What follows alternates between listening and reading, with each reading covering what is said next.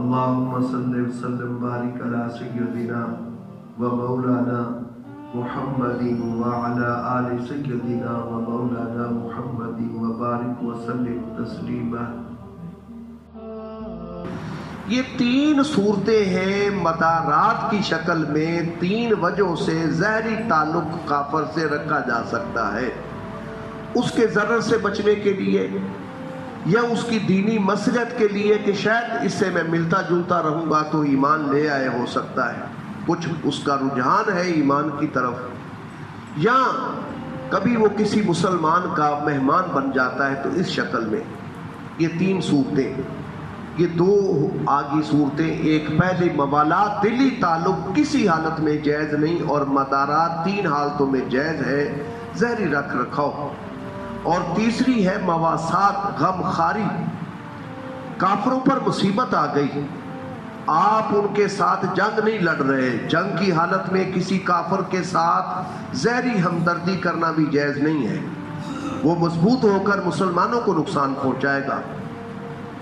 ہاں ایسی صورت ہے کہ جنگ کی حالت میں آپ نہیں، کوئی آفت آ گئی، ان پر مصیبت آ گئی، انسانی ہمدردی کے طور پر ان کو کوئی فائدہ پہنچانا، ان کی غمخواری کرنا، تو دنیاوی چیزیں ان کو دے دینا تاکہ ذرا وہ سنبھل جائے، جنگ کی حالت نہیں، یہ مواسات کہلاتا ہے، یہ جائز ہے۔ کفار کے ساتھ بھی ابو سفیان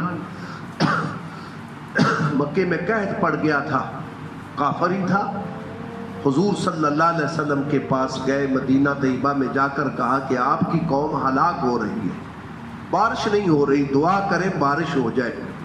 آپ علیہ السلام نے دعا بھی فرمائی تھی اور مسلمانوں کو فرمایا کچھ جمع کرو، جو کچھ ہے اس کو دو کچھ اکٹھا کر کے، یہ ہے ظاہری ہمدردی۔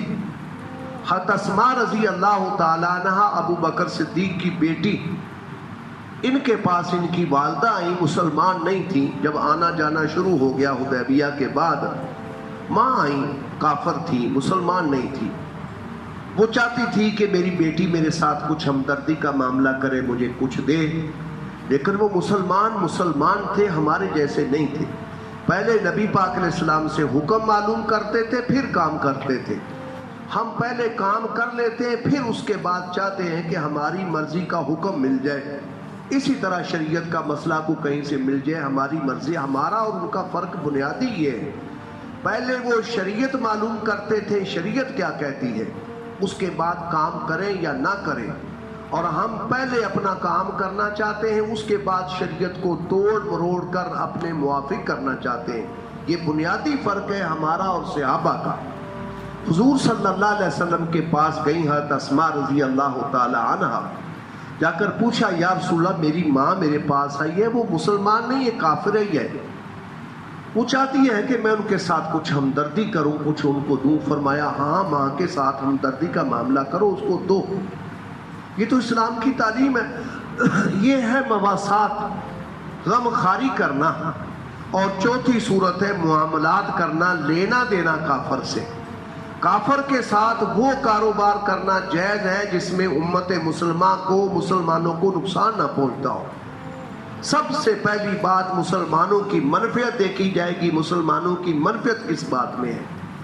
کافر کے ساتھ اگر آپ کا معاملہ ذاتی ہے، ذات کی خاطر پوری نبی کریم علیہ السلام کی امت کو قربان نہ کر دیں آپ کہ چلو امت جائے جدھر جاتی، مجھے تو فائدہ پہنچ رہا ہے۔ آج مسلمان کی یہی حالت ہے، پھر کہتے ہیں کہ دعائیں کام نہیں کرتی، دعائیں کام کہاں کریں؟ سب میں تو ہم کافروں کے کھڑے ہوئے، یہودیوں کی سب میں اور عیسائیوں کی سب میں کھڑے ہوئے، ہندوؤں کے ساتھ بھی کھڑا ہونے سے مسلمان گریز نہیں کرتا، یہاں کا مسلمان بھی ہندوؤں کی سب میں کھڑا ہونے سے گریز نہیں کرتا۔ آپ مجھ سے اس بات میں زیادہ جاننے والے ہیں، ان کی ہمدردیاں اندر کی کیا ہوتی ہیں، کہاں ہوتی ہیں، کیا کرتے ہیں۔ مسلمان کو ہندو کے ساتھ، عیسائی کے ساتھ، کافر کے ساتھ، کسی داہریے بدھ مت کے ساتھ اس وقت کاروبار کرنا جائز ہے جب مسلمانوں کا اس میں نقصان نہیں ہوتا۔ اگر مسلمانوں کا نقصان ہو تو پھر کافر سے لین دین کرنا بھی جائز نہیں ہے۔ یہ چار صورتیں میں نے ذکر کی ہیں کہ ایمان والوں کی کافروں کے ساتھ تعلقات کی دلی ہمدردی کسی شکل میں بھی جائز نہیں ہے۔ दूसरी बात मदारात, ज़हरी रख रखाव, ज़हरी ताल्लुक, ये सिर्फ 3 सूरतें मुस्तस्ना है। काफर से नुकसान का डर है, खतरा है, ज़रर पहुंचाएगा, ज़हरी तौर पर उसके साथ अच्छे रहें। या काफर की दीनी मसलहत है कि वो कोई दीन की तरफ माइल है, इस्लाम की तरफ माइल है, तो उसके साथ ज़हरी मामला अच्छा करना, हो सकता है मुसलमान हो जाए। या तीसरी सूरत यह है कि वो आपका मेहमान बन गया। और तीसरी सूरत मैंने जिक्र की मवासात, गमखारी, हालते जंग में कुफार के साथ गमखारी करना, हमदर्दी करना जायज़ नहीं। हाँ, आगे पीछे अगर हालत जंग में नहीं है तो फिर उनकी गमखारी करना, मुसीबत आती तो उनका लिए सहारा बनना चाहिए। और चौथी सूरत मामलात हैं कि काफर के साथ मामलात हम कर सकते कि नहीं कर सकते, मिल्लत इस्लामिया का नफ़ा नुकसान हम देखेंगे। अगर मुसलमानों का नुकसान होता है तो इस शक्ल में काफर के साथ हम मामला भी नहीं करें, ना कोई चीज़ उनसे लेंगे और ना कोई चीज़ उनको बेचेंगे। ये मैंने बुनियादी चीज़ें कुछ जिक्र की हैं कुफार के हवाले से। आजकल मुसलमान बड़े हवाले दे देते हैं, हुजूर सल्लल्लाहु ने फलां जगह ऐसा। पहले तफसील तो मालूम कर लो कि हालात क्या थे। अपने मतलब को निकालने के लिए नबी पाक अलैहिस्सलाम की सीरत को दरमियान से आगे पीछे से तोड़ मरोड़ कर इस तरह किया जाता है। पिछले जुमे मैंने जिक्र किया था कुछ यहूदियों के बारे में, आपके ज़हन में होगा, उनका दावा यह है कि फ़लस्तीन हमारा है, लेकिन फ़लस्तीन यहूदियों का नहीं है।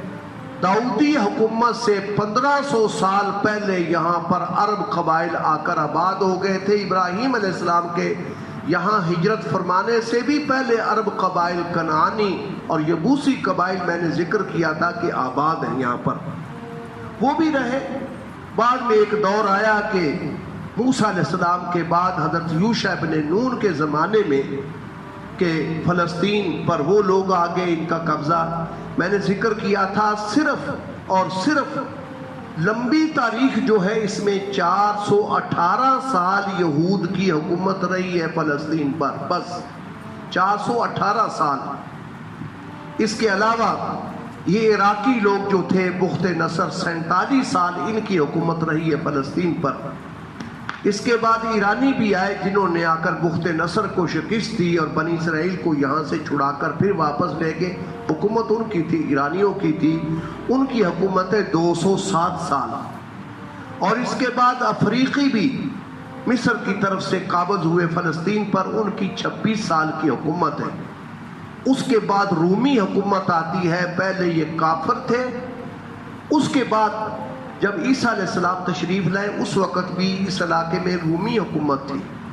यहूदियों ने रूमियों से शिकायत की थी ईसा अलैहिस्सलाम के बारे में कि ये हमारे दीन को बिगाड़ता है, ये करता है, ये करता है, और उनको तैयार किया कि है हमारा ही ख़ानदान का बंदा यहूदी है, इसराइली है और ये इस तरह करता है। तो इन्होंने तैयार किया कि ईसा अलैहिस्सलाम को माज़अल्लाह में उसूली दी जाए। ये यहूदियों ने तैयार किया। रूमियों ने कहा ठीक है, इनका बंदा है तो ठीक है, बनी इसराइल का, हमें क्या इससे। इन रूमियों की हुकूमत रही है 699 साल, 699 जो है 699 साल रूम की हुकूमत रही। और रूम से इस्लाम ने आकर बैतुल मुक़द्दस और फ़लस्तीन को आज़ाद करवाया और फतह किया। ये लंबी तारीख मैंने इसलिए जिक्र की है कि हमारे आजकल मुसलमानों को मालूम ही नहीं है कि यहाँ का असल बाशिंदा कौन है। इस सारे अरसे के अंदर यहाँ पर वो जो कबाइल आबाद थे, कनानी और दूसरे अरब कबाइल, वो यहीं आबाद रहे हैं। जब यहूद की हुकूमत थी जो 418 साल है कुल, उसमें भी वो यहीं आबाद थे, वो कहीं नहीं गए। ये और सन 15 हिजरी में बैतुल मुक़द्दस हज़रत उमर फ़ारूक रज़ी अल्लाह अन्हु के ज़माने खिलाफत में फ़तह हुआ है। उसकी फ़तह का भी तज़किरा ज़िक्र किया गया। रात में अल बिदाया व निहाया देख रहा था, इब्ने कसीर की तारीख़ है वो बड़ी। हज़रत उमर फ़ारूक रज़ी अल्लाह अन्हु के दौर में जब सारे इलाके फ़तह हो गए, अबू उबैदा रज़ी अल्लाह अन्हु ये कमांडर इन चीफ थे मुसलमानों के, तो इन्होंने फिर पैगाम भेजा बैतुल मुक़द्दस वालों को, हम तुम्हें इस्लाम की दावत देते हैं, मुसलमान हो जो, तुम हमारे भाई हो। इन्होंने इस दावत को रद्द कर दिया। दूसरा नंबर था कि फिर चलो हमें जिजिया दो, इस्लाम की हुकूमत को कबूल करो, किले हमारे हवाले कर दो। इन्होंने इससे इनकार किया, लड़ने के लिए तैयार हुए। मुहासरा हुआ शहर का। आखिरकार जब मुहासरा तंग हुआ तो फिर इन ईसाइयों ने उनसे दरखास्त की कि अगर अमीरुल मोमिनीन आपके खुद आ जाएं और हमारे साथ बातचीत करें तो हम बगैर लड़ाई के बैतुल मुक़द्दस शहर को आपके हवाले कर देंगे, किला हम आपके हवाले कर देंगे। हज़रत अबू उबैदा रज़ी अल्लाह ने ये बात मदीना तैयबा पहुँचाई। हज़रत उमर रज़ी अल्लाह ने मुशावरत की, मशवरा लिया सहाबा से क्या करना चाहिए। हज़रत उस्मान रज़ी अल्लाह की राय थी कि आपको नहीं जाना चाहिए ताकि मुसलमानों की धाक इन पर और बैठे, इनको हथियार डालने होंगे। लेकिन हज़रत अली रज़ी अल्लाह ने राय दी थी कि आप तशरीफ़ ले जाएं, क्या ज़रूरत है लड़ाई की, अगर वो इस तरह बात करके करते हैं तो ठीक है। हज़रत अली रज़ी अल्लाह की राय को ही हज़रत उमर रज़ी अल्लाह ने कबूल किया और अपने पीछे मदीने में अपना नायब हज़रत अली रज़ी अल्लाह को बनाकर आपने सफ़र किया।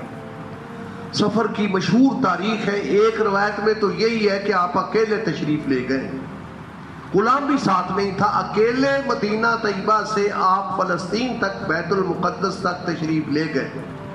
मुसलमान भी इंतज़ार में थे, यहूदी ईसाई भी इंतज़ार में थे।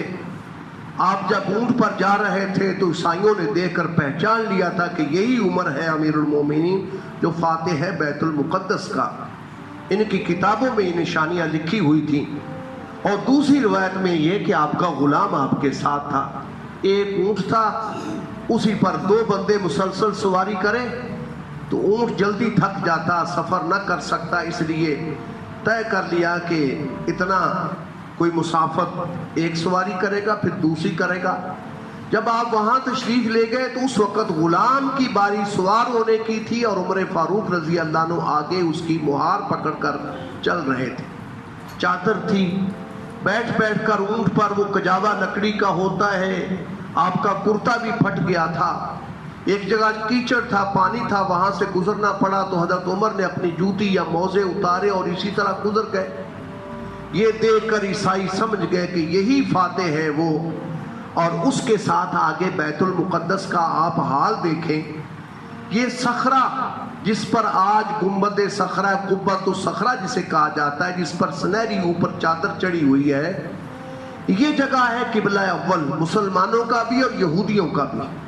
ये पिछले जुमे भी मैंने गालबन जिक्र किया था, हमारा किबला भी पहला यही था। 16-17 माह इसी की तरफ हम मुंह करके नमाज पढ़ते थे मुसलमान।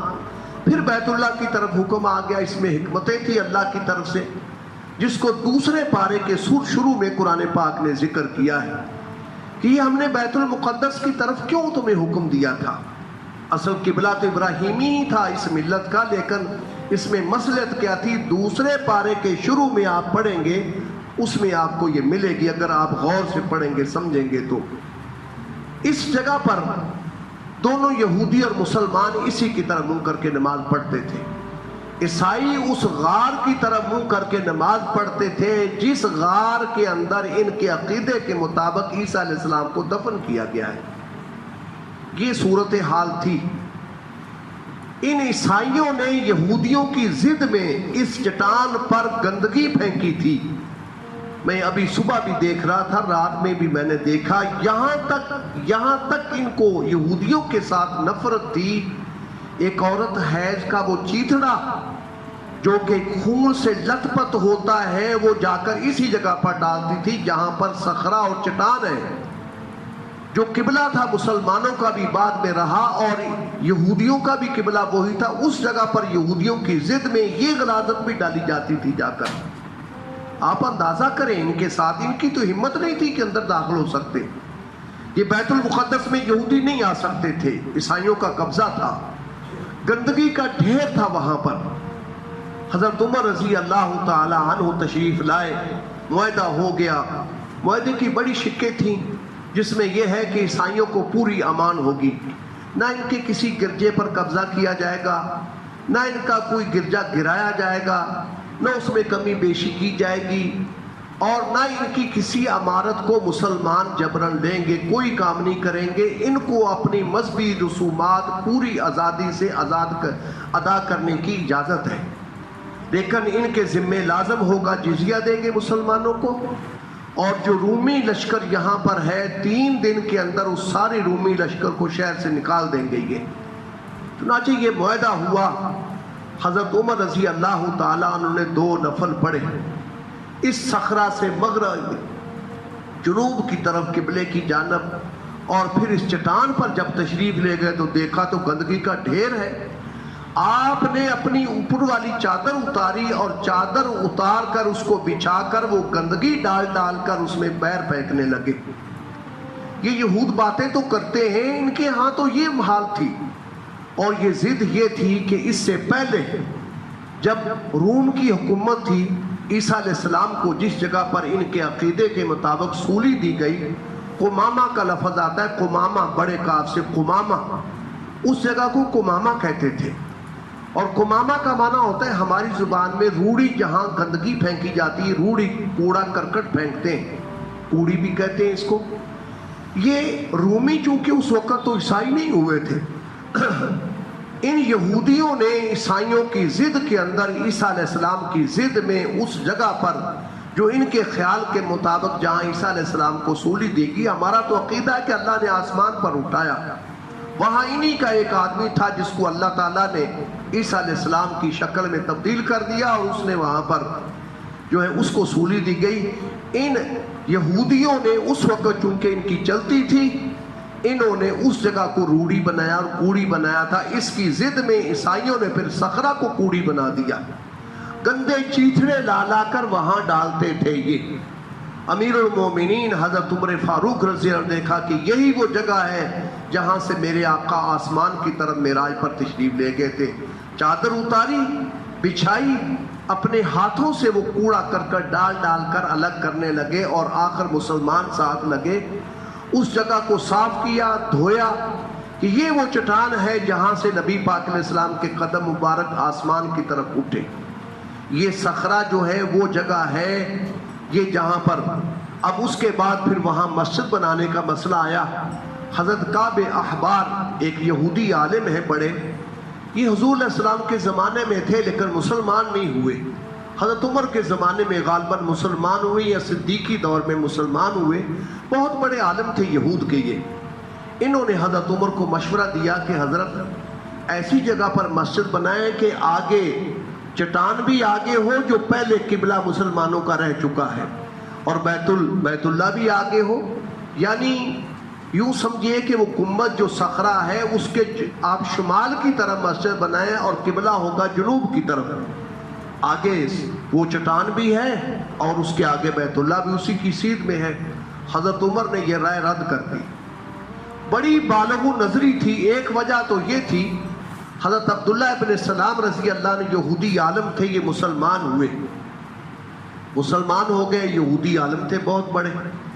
اس کے بعد انہوں نے سوچا یہ کہ اونٹ کا گوشت کھانا مسلمانوں کے لیے حلال ہے، اونٹ کا دودھ پینا یہ مسلمانوں کے لیے حلال ہے، لیکن ضروری تو نہیں کہ اونٹ کا گوشت ہی کھائیں، ہم نہیں کھاتے، کوئی گناہ گار تو نہیں ہے، ہم اونٹنی کا دودھ نہیں پیتے، کوئی گناہ نہیں ہے۔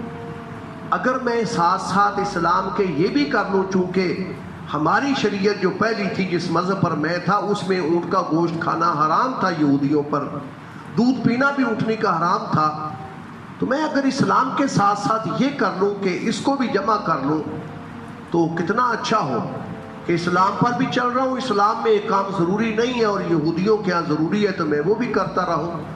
قرآن پاک نے اس نظریے کی فوراً تردید کی، یا ایھا الذین آمنوا ادخلوا فی السلم کافہ، یہ آیت اسی وقت اتری۔ ایمان والے یہ رعایتیں کیسی یہودیوں کی اور عیسائیوں کی، پورے کے پورے اسلام میں داخل ہو جاؤ۔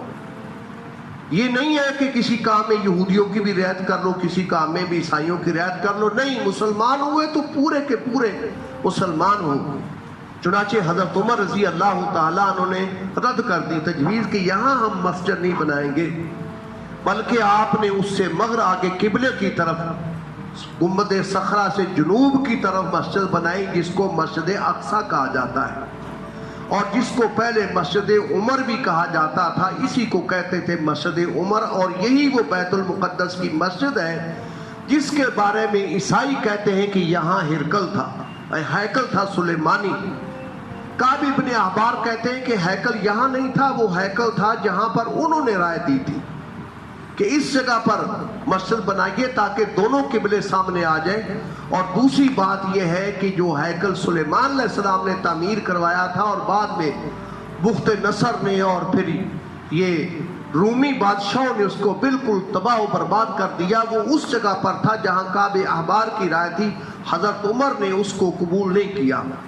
آج جو یہودی کہتے ہیں کہ مسجد اقصی کی جگہ پر ہمارا ہیکل تھا، غلط ہے بالکل، یہ صحیح نہیں ہے، یہ غلط ہے بالکل۔ یہ جگہ نہیں تھی، وہ جگہ وہ تھی جو کہ صخرہ سے شمال کی طرف تھی، جہاں کعب احبار مشورہ دے رہے تھے، اور حضرت عمر نے اس کو رد کر دیا کہ ہم یہاں نہیں مسجد بنائیں گے، ہم وہاں بنائیں گے۔ ایک صحابی کی آپ بالغ نظری دیکھیے، ایک تو یہ ہے کہ یہود کی رعایت نہیں کرنی، اور دوسرا یہ ہے کہ کل کو یہ بھی تو دعویٰ کھڑا ہو گیا نا اب جیسے اسی مسجد کو جو مسجد عمری، اور بھی وہاں مسجدیں بنائی گئی ہیں ساتھ ساتھ بعد میں، اگر آپ تفصیل پڑھیں کوئی ایسی تو کئی جگہ ہیں، محرابیں بھی کئی ہیں جہاں پر درس ہوتے تھے، بچے پڑھتے تھے، استاد بیٹھتے تھے، چبوترے کئی ہیں جہاں پر وہاں محرابیں بنائی گئی، کمرے بنائے گئے، چھتی ہوئی جگہ ہیں۔ اصل مسجد اقصی جو ہے وہ یہ ہے جو حضرت عمر رضی اللہ عنہ کے دور میں بنی، اور بعد میں پھر یہ جو بنو امیہ کا جب دور آیا تو انہوں نے پھر اس کو اور شاندار بنایا، یہ سارا ہوا۔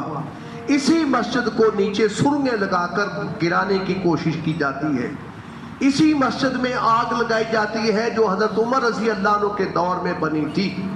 بہت سارا نقصان ہوا یہاں پر، بہت ساری چیزیں ان کے اس طرح کرنے سے ختم ہو گئی۔ حضرت عمر رضی اللہ عنہ کے دور سے لے کر بعد میں آج تک درمیان میں 91 سال کا عرصہ آتا ہے جس میں صلیبیوں نے اس مسجد پر قبضہ کیا تھا، بیت المقدس پر قبضہ کیا تھا، اور سلطان صلاح الدین ایوبی نے 20 سال یہ جنگ لڑی تنہا، پورے یورپ اور صلیبیوں کے ساتھ تنہا جنگ لڑتے رہے، اور 20 سال کی مسلسل جد و جہد کے بعد بیت المقدس کو آزاد کروایا۔ اور پھر وہ نور الدین سنگی نے جو ممبر بنوایا تھا، اور اس کی ذہن تھا کہ میں بیت المقدس کو فتح کر کے مسجد عمر اور مسجد اقصی میں یہ ممبر رکھوں گا، وہ تو فوت ہو گئے، اور ان کے تربیت یافتہ بہت بڑے جرنیل اور بعد میں سلطان صلاح الدین ایوبی نے، ان کا نام ویسے یوسف تھا، یوسف نام تھا، صلاح الدین ان کا جو ہے نا یہ تو تخلص ہے، اور آگے ایوبی ان کی نسبت ہے۔ انہوں نے پھر جب فتح ہوئی تو وہ ممبر منگوا کر حلب سے مسجد اقصی میں رکھا۔ یہ جو مختصر میں نے تاریخ ذکر کی ہے، یہ تاریخ ہے اصل فلسطین کی۔ وہ فلسطینی باشندے وہاں مسلسل آباد رہے، اور آج تک وہی فلسطینی ہیں جن کو کہا جاتا ہے کہ ان کا یہاں رہنے کا کوئی حق نہیں ہے، اور اسرائیل آئے دن ان کو نکالتا ہے اور در بدر بیچارے پھرتے ہیں۔ یہ آج سے 4000 سال بلکہ 4500 سال پہلے کے وہاں رہنے والے باشندے ہیں، جبکہ یہود کی تاریخ تو بہت بعد کی ہے۔ یہ وہ حقیقت تھی، اکثر مسلمان اس کو نہیں جانتے، ہمدردیاں جتاتے ہیں، اور حضور صلی اللہ علیہ وسلم نے ان یہودیوں کے ساتھ بڑی ہمدردیاں کی، لیکن ہیں یہ بدتینت، گندی مٹی ان کی ہے، ان کا خمیر بڑا گندا ہے، یہ ایک سانپ کی طرح ہے کہ آپ جتنا بھی اس کے ساتھ احسان کریں، وہ مشہور ہے پیسے کسی کا شعر، چڑیاں دودھ پلائیے تب بھی سانپ کبھی کسی کا دوست نہیں بنتا، وہ کاٹے گا ہی کاٹے گا۔ یہودی وہ نسل ہے جو اس طرح کی فطرت رکھتی ہے۔ آپ صلی اللہ علیہ وسلم نے مکہ مکرمہ میں بھی جو لوگ مسلمان ہوتے تھے ان کی رشتہ داریاں چھوٹ جاتی تھی، ایک معاشرہ نیا بن جاتا تھا، مسلمان تھوڑے تھے، بھائی بہن چھوٹ گئے، تو آپ نے ایک مواخات کا مکہ مکرمہ میں بھی کام کیا کہ مسلمانوں کو آپس میں دو کو بھائی بھائی بنا دیا، تم آپس میں بھائی بھائی ہو۔ وہ مکے کی زندگی کی بات ہے تاکہ جڑے رہے۔ مدینہ طیبہ میں آئے تو یہاں پر انصار تھے آگے، اب آپ نے انصار کے ساتھ وہ معاملہ کیا، ایک مہاجر اور ایک انصاری کو آپ نے بھائی بھائی بنایا۔ کہ तुम आपस में भाई हो, एक दूसरे की हमदर्दियां। अंसार ने जो कुछ इसके साथ किया वो तारीख के औराक पर मौजूद है। यहाँ 3 कबीले यहूद के आबाद थे मदीना तैयबा में। आप सल्लल्लाहु अलैहि वसल्लम ने इनके साथ बड़ा अच्छा मामला किया, इनके साथ मुआहदे किए, और मुआहदे में एक बात यह भी थी कि मदीने की हिफाजत सारे मिलकर करेंगे। तुम भी यहाँ रहने वाले हो, हम भी यहाँ रहने वाले हैं, और मिलकर करेंगे। अगर बहर से कोई हमलावर होता है तो हम सब मिलकर उसका मुकाबला करेंगे।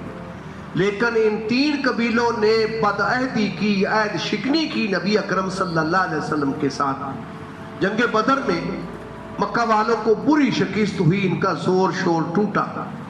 ये बनु कैनुका जो है ये कबीला मदीने के साथ ही था, मुसलमानों के महल्ले के साथ इनका महल्ला था।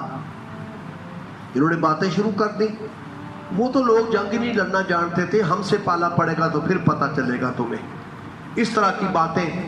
फिर एक औरत, ये सुनार किस्म के लोग थे, सनतकार थे, सुनारों का काम करते थे। मुसलमान औरत को गई, किसी यहूदी ने मुसलमान औरत को नंगा करने की कोशिश की।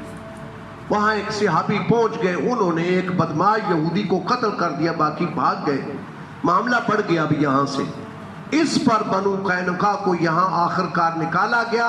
मक्के वालों के साथ इनकी लगातार इनका ताल्लुक था और उनको उभारते रहे, बदर के पहले भी और बदर के बाद भी। इस तरह से इनको निकाला गया बनु कैनुका को यहाँ से। और ये निकालना जो है सन 2 हिजरी में है। जंग बदर हुई है रमज़ान में, और ये शव्वाल 14 शव्वाल 2 हिजरी को यहाँ से इनको निकाला, इनकी इन खबास्तों की वजह से। दूसरा कबीला बनु नज़ीर है। इन्होंने भी आप सल्लल्लाहु अलैहि वसल्लम को माज़अल्लाह मिन्हु शहीद करने की कोशिश की। एक मसला था, आपको वहाँ जाना पड़ा, तो इनके बड़े ने एक मकान था, उसके ऊपर एक बंदे को बिठा दिया और भारी चक्की का पार्ट जो होता है दे दिया कि हुजूर अलैहि सलाम नीचे बैठेंगे, हम बातों में लगाएंगे, हम थोड़ा पीछे हट जाएंगे, तुम ऊपर गिरा देना। हुजूर सल्लल्लाहु अलैहि वसल्लम को अल्लाह की तरफ से इत्तला दे दी गई। आप फौरन वहाँ उठे, मदीना आए, और आपने उसके बाद मुहासरा किया। लेकिन इनके साथ आपने रवादारी का मामला किया, इनको निकाल दिया यहाँ से। तीसरा कबीला बनु कुरैज़ा का कबीला है, जो इन सब में से बड़ा था। इसने 5 हिजरी में इन्होंने आकर गड़बड़ की। मक्का वाले पूरे जो थे जब चढ़ कर आए, सारा आज का नीटो था, सारे का सारा, दूसरे लफ्ज़ों में आजकल की इस्तिलाह में। सब मक्के वालों ने दाएं बाएं के कबाइल को इकट्ठा किया। बनु कुरैज़ा के साथ मुआहदा था कि ये अंदर से हमला करेंगे। ये 5 हिजरी में है। ये ज़ीक़ादा के अंदर आखिरकार फिर इनके साथ लड़ाई हुई, और ये मुहासरा इन्होंने किला बंद होकर किले बंद कर लिए, मुहासरा हुआ। और एक मुहासरे के बाद आखिरकार फिर इनका फैसला ये हुआ कि इनके मर्दों को कत्ल कर दिया जाए और बच्चे और इनकी औरतों को जिंदा रखा जाए। और ये फैसला तौरात के मुताबिक था, इनके तौरात के हुक्म के ऐन मुताबिक था। हज़रत साद इब्ने मुआज़ रज़ी अल्लाह अन्हु को इन्होंने खुद अपना हाकिम माना, फैसल माना। आपने फरमाया ठीक है, साद की दोस्ती थी इनके साथ इस्लाम से पहले की। फरमाया इनके बारे में ये है वो बात जो कुरान पाक ने कही है, या अय्युहल्लज़ीना आमनू ला यत्तखिज़िल मोमिनूनल काफिरीना औलिया। ईमान वाले, किसी काफिर के साथ दिली ताल्लुक तुम्हारा नहीं होना चाहिए। साद इब्ने मुआज़ के बड़े ताल्लुकात थे, लेकिन ईमान और कुफ्र का जब मुकाबला आया, आपने फरमाया कि मैं हुक्म देता हूँ कि इनके मर्दों को कत्ल किया जाए। इनकी ज़मीनें मुसलमानों के लिए माले गनीमत, इनके घर मुसलमानों के लिए माले गनीमत, और इनके बच्चे और इनकी औरतें सारी की सारी मुसलमानों की गुलाम। ये कबीला, इसके साथ इनकी बददियानती और इनकी शरारतों की वजह से ऐसा किया गया। खैबर की लड़ाई हुई, ये सन 7 हिजरी मुहर्रम में हुई। आखिरकार खैबर फतह हुआ। वहाँ पर भी इन्होंने बड़ी बदनीयती का मुजाहरा किया। एक औरत थी, ये सल्लाम इब्ने मिशकम, एक यहूदी था, उसकी बीवी थी। ये मरहब बड़ा बहादुर वहाँ था, उसकी बहन थी। ये बरम मारा गया अली के हाथों, बड़ा पहलवान था, जंगजू था। इसने नबी पाक अलैहिस्सलाम की दावत की और बकरी का गोश्त भून कर पेश किया, जिसमें जहर मिला दिया। آپ نے منہ میں لقمہ رکھا تو اللہ کی طرف سے فوراً پیغام آ گیا کہ اس میں زہر نکال دیجئے، لیکن وہ زہر آپ کے منہ کو کچھ نہ کچھ اثر ہوا، جس کا اثر آپ آخری وقت تک محسوس کرتے رہے، آخری وقت بھی آپ نے محسوس کیا۔ لیکن ایک دوسرے صحابی ہیں بشر ابن براہ، وہ لقمہ کھا چکے تھے، لقمہ نیچے چلا گیا، وہ آخر 2-3 دن کے بعد شہید ہو گئے۔ عورت کو پوچھا آپ نے تو نے ایسی حرکت کیوں کی ہے؟ اس نے کہا میں نے اپنی قوم کا انتقام لینے کے لیے آپ سے کیا ایسا۔ لیکن آپ نے درگزر کا معاملہ فرمایا، لیکن جب وہ صحابی شہید ہو گئے، اب یہ قاتل تھی، اب آپ نے معاملہ اس صحابی کے جو رشتہ دار تھے ان کے حوالے کر دیا، یہ تمہارا قاتل ہے، عورت چاہو تو معاف کرو چاہو تو قصاص لو۔ انہوں نے بدلے میں قصاص کیا۔ انہوں نے پھر بھی حرام زدگیاں کرتے رہے۔ حضور علیہ السلام کے زمانے میں ایک باب المقاسمہ آتا ہے حدیث میں، ترمذی میں بھی بخاری میں بھی، اس میں معاملہ ہوتا ہے 50 بندے قسمیں کھاتے ہیں، لمبی تفصیل اس کی ہے۔ اس میں انہوں نے ایک صحابی کو شہید کیا، وہ گیا اور اکیلا تھا، وہاں اس کی زمینیں تھی، دیکھنے گیا، موقع دیکھا تو حضرت عمر رضی اللہ عنہ کے دور میں حضرت عمر کے بیٹے عبداللہ جب گئے وہاں پر، رات کو سوئے ہوئے تھے، اکیلے تھے، انہوں نے آپ کے جوڑ ہلا ہلا کر جوڑ نکال دیے۔ حضرت عمر نے اس پر فرمایا تھا کہ صحابہ سے مشورہ کیا کہ میرا خیال یہ ہے کہ اب ان کو نکال دینا چاہیے، اور حضور علیہ السلام نے یہ فرمایا بھی تھا ایک یہودی کو۔ یہودی نے کہا تھا کہ حضور علیہ السلام نے تو محمد نے تو ہمیں آباد رکھا، تم کیوں نکالتے ہو؟ فرمایا ظالم تو جھوٹ بولتا ہے، وہ لفظ مجھے حضور کے یاد ہے جب تجھے مخاطب کر کے کہا تھا تیرا کیا حال ہوگا جبکہ رات اور دن مسلسل تجھے اونٹنیاں سفر پر لیے جائیں گی، وہ تیرا دن کیسا ہوگا؟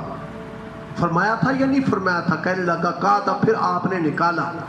مسلمانوں نے آخر کار تک زمینیں تھیں ان کو دی ہوئی تھیں مزارت پر، اس کا جو معاوضہ بنتا تھا حضرت عمر نے ان کو دے دیا اور وہاں سے بے دخل کیا۔ یہ نہیں کہ ظلماً ان کی کھیتیاں بھی قبضے میں کی ہو، ایسا نہیں ہے، ہمیشہ رواداری کا معاملہ کیا، لیکن انہوں نے مسلمانوں کے ساتھ ہمیشہ ہی سانپ اور بچھو بن کر انہوں نے مسلمانوں کو ڈسا ہے۔